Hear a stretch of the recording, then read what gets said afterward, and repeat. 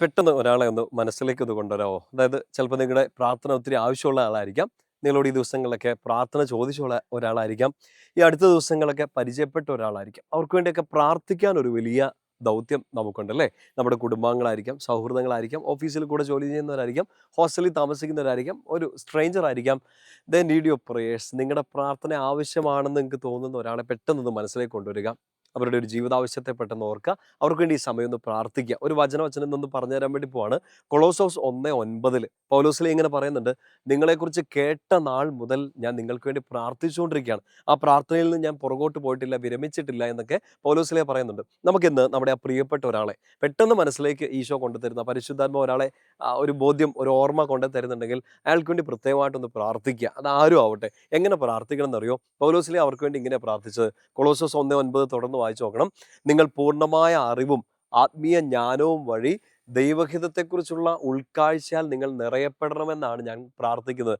പൂർണ്ണമായൊരു ജ്ഞാനവും ആത്മീയ അറിവും എല്ലാം തികഞ്ഞ് ദൈവഹിതത്തെക്കുറിച്ചുള്ള ഒരു ഉൾക്കാഴ്ച നിറയാൻ വേണ്ടി ഞാൻ പ്രാർത്ഥിക്കുന്നത്. പ്രിയപ്പെട്ട സൗരങ്ങൾ, നിങ്ങളുടെ സുഹൃത്തുക്കൾക്ക് അവർക്കിപ്പോൾ ഒരു ആരോഗ്യ പ്രശ്നമായിരിക്കാം.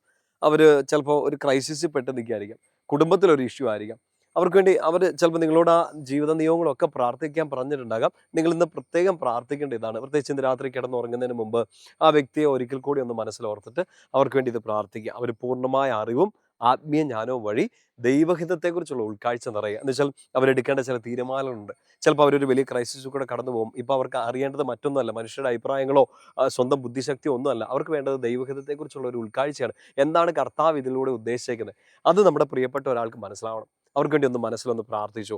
ഈശോയ്ക്ക് ഒത്തിരി പ്രിയപ്പെട്ട ആ വ്യക്തിക്ക് നിങ്ങൾ ഈ ഒരു കാര്യം അറിയിച്ചു കൊടുക്കുക. അതായത് ഞാൻ നിനക്ക് വേണ്ടി പ്രാർത്ഥിക്കുന്നുണ്ടെന്ന് അവരോട് പറഞ്ഞു കൊടുക്കുക. എന്നിട്ട് ഈ വചനം അവർക്കൊന്ന് ഷെയർ ചെയ്ത് കൊടുക്കാം കേട്ടോ. കൊളോസോസ് 1:9 അവർക്ക് വേണ്ടി പറഞ്ഞ് പ്രാർത്ഥിക്കുക. അവർ ദൈവഹിതത്തെക്കുറിച്ചുള്ള ഉൾക്കാഴ്ചയിൽ നിറയപ്പെടാൻ വേണ്ടി ആഗ്രഹിക്കുക. നിങ്ങളത് എനിക്ക് വേണ്ടി ഇങ്ങനെ പ്രാർത്ഥിക്കുക. ഞാൻ നിങ്ങൾക്ക് വേണ്ടിയും ആ വചനം പറഞ്ഞ് പ്രാർത്ഥിക്കുന്നു. ഈശോ നമ്മളെ അനുഗ്രഹിക്കട്ടെ. നിങ്ങൾ ആർക്ക് വേണ്ടിയെല്ലാം പ്രാർത്ഥിക്കുന്നു അവരിലേക്ക് കൊളോസോസ് 1:9 വചനം 100 മേനി ഫലം പുറപ്പെടുവിക്കട്ടെ.